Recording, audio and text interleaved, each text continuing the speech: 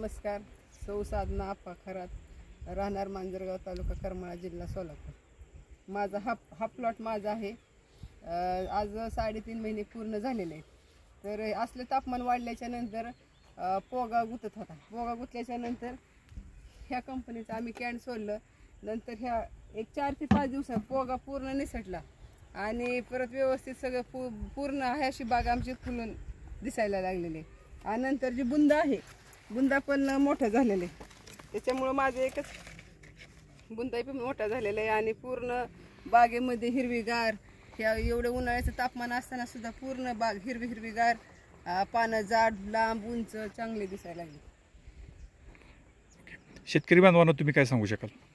हे जर कंपनीचं औषध सोडलं तर पोगा जी गुतणार आहेत ती 4 ते 5 दिवसात पूर्ण बाग आणि पोगा गुतणार, अजिबात दुसरं औषध वापरायची काही गरज लागणार नाही.